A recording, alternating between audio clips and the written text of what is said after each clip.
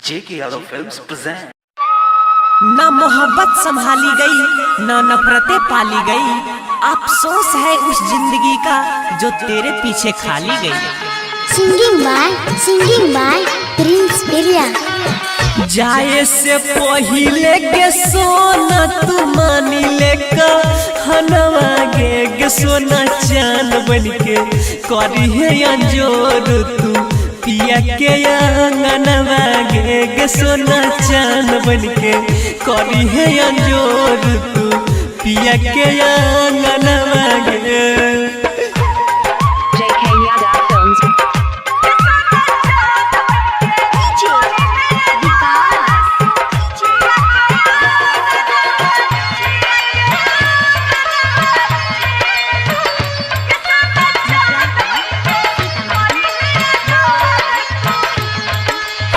भूल जइबो पगली हम सोचल सभे सपनवा गे जान चांद बनके करी है अंजोर तू पिया के अंगनवा गे जान चांद बनके करी है अंजोर तू पिया के अंगनवा गे।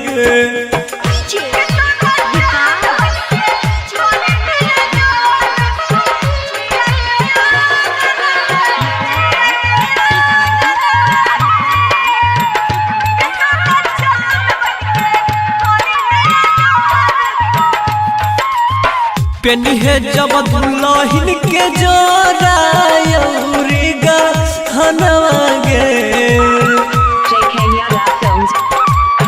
देख दी है सुंदर सुरातिया मनाई ले मनवा गे जन चान बनके करी है अंजोर तू पिया के अंगनवा गे सोना चान बनके करी है अंजोर तू पिया के अंगनवा गे।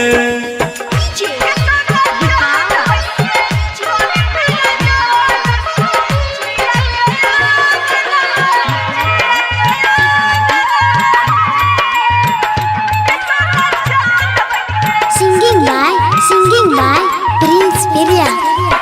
कैली जे साथ हमरा करी है नहीं दोसरा के संगवा गे सैया के साथ लेनी भाई है पैसा तो चनवा गे जान चान बनके करी है अंजोर तू पिया के अंगनवा गे सोना चान बनके करी है अंजोर तू पिया के अंगनवा गे। तोड़ल ही प्रिंसा के तो दिलावा देखाई के सपनवा गे जान चान बनके करी है अंजोर तू पिया के अंगनवा गे।